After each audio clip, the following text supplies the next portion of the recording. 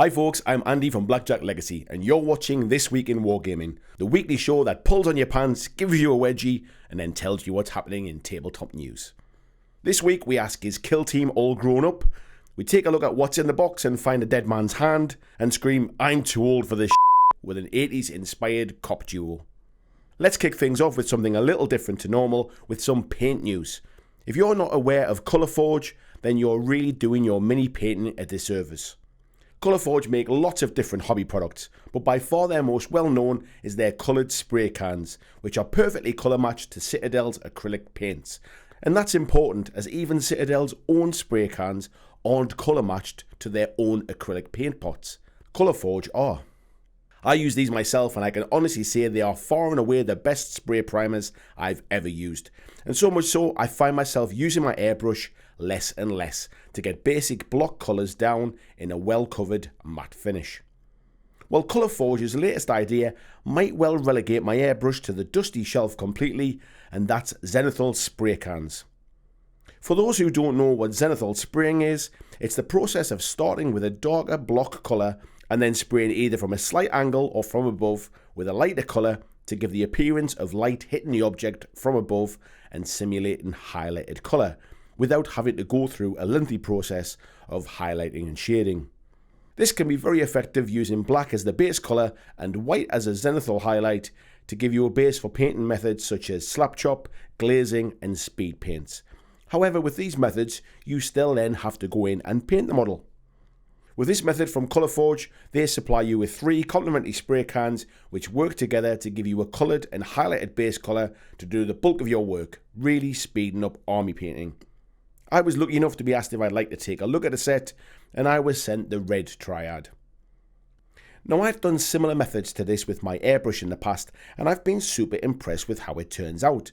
But not everyone enjoys using an airbrush or has an airbrush, and the cleaning out, the troubleshooting when you have a problem, and having a dedicated area to use one can put a lot of folks off. Doing it this way with spray cans is a simple and quick way to give a fantastic highlighted colour to your army to get them on the table fast. I'll be doing a full video on the set I received to give you a deeper review and see if it's really as good as they say, but from my experience of doing this with spray cans for terrain, and only really a lack of colour options has stopped me from doing this in the past for minis, I think this will be a great tool for those just wanting to get stuff done and get them playing quickly. Make sure you subscribe to see how I get on with these very soon.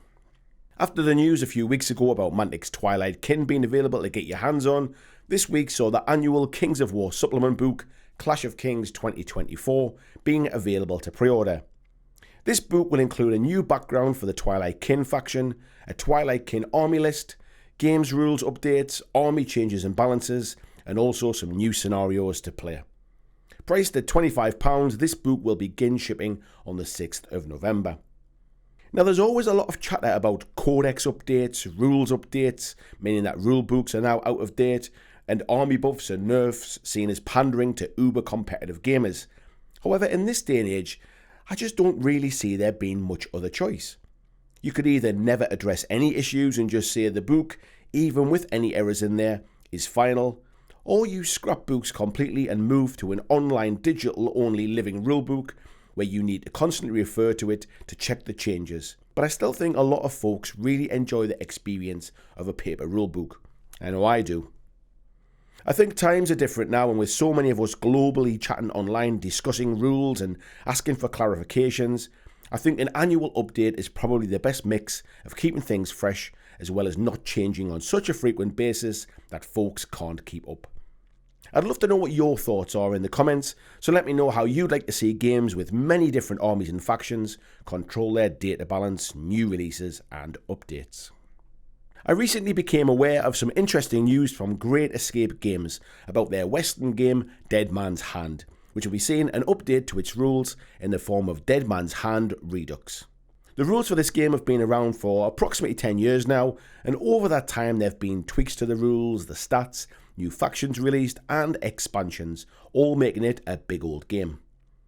The planned update for Dead Man's Hand Redux is more of a 1.5 version rather than a 2.0 overhaul, and we'll see everything being tidied up, polished, streamlined, and presented in a more accessible way, allowing new folks to get involved. However, one of the most exciting aspects of this is a new starter set, which will release with this update and will contain 20 plastic figures from their gunfighter sets, along with 3 brand new plastic buildings, which sees some big investment from Great Escape Games to make this happen. The buildings will each come on 3 sprues and will allow for some customization with options to ensure you can build them differently, whilst also looking like they'll be able to stack, giving different heights as well. Great Escape Games have decided to go to Kickstarter to get this off the ground, and also to try and engage with a wider audience, so you'll be able to back it later this month, and they plan to have these sets in people's hands by March or April 2024 time, so you won't have long to wait. I've always fancied maybe picking up a Western game, and maybe this new starter set for Dead Man's Hand could be a great place to start. If you want to see this game on the channel, then by all means let me know in the comments. A game I keep hearing about but I've never had the opportunity to play just yet is 7TV by Crooked Dice Studios. 7TV is a cinematic skirmish game that allows you to use its core rules to be able to play out your favourite movies and TV shows on the tabletop. It doesn't matter if you want to play a James Bond themed game or a Scooby-Doo inspired mission, 7TV gives you the tools to be able to do that. Rather than fighting battles, you're actually directing your own action set pieces with your cast of stars, co-stars and extras. The games you play are called episodes, and you'll be using a script deck, prop cards and plot points to make things even more interesting. Now, the game recently went successfully to Kickstarter to fund the production of a new 288-page core rules book, which brought together the 4 previous box sets of rules into one definitive core rulebook, and that's now available at retail to purchase. But the team at Crooked Dice have just gone back to Kickstarter to bring to life a really interesting hardback supplement to its main game, which makes it easier for you to theme your games in those of the 1980s. So whether you want to act out a scene from Lethal Weapon, find out if there can only be one with the Highlander, or maybe just mow down an entire jungle with Rambo, this supplement will help you do just that. Not only do Crooked Dice do these amazing rules, but they also produce some very much inspired by miniatures, such as these Yacht Rock Cops, who I'm pretty certain have never worked in Miami, or these monster hunters who I'm sure have never seen any Stranger Things. The Kickstarter ends on Sunday, October the 15th, so you won't have much time to waste. However, even if you don't back the Kickstarter, and this just makes you aware of this amazing sounding game and their fantastic miniatures range, then I'll be glad I brought it to your attention. Go and check them out and make sure you tell them BlackJack sent you. Lastly, we couldn't have a news roundup and not talk about the upcoming Warhammer Day reveals that Games Workshop will be bringing to us on Saturday. This is the place we'll hear more about what's coming in the near future for Warhammer 40,000, Age of Sigmar, Kill Team, and more importantly for some, Warhammer the Old World. We've already been treated to this image of the Bretonnian battle standard bearer, which I'm sure will have a lot of folks' nostalgia stirring in their loins. As they're also celebrating 40 years of Warhammer, I'd love to see some really exciting new news, and not just more Space Marines. What I found interesting was the fact that Kill Team is specifically called out here, and yet there's no mention of Underworld, Warcry or Blood Bowl. So I wonder if that sees Kill Team being pushed as very much one of their mainstream games now. They've said there'll be new books and miniatures for Warhammer 40,000 and Warhammer Age of Sigmar, a new box and a new faction for Kill Team, and big news for Warhammer the Old World.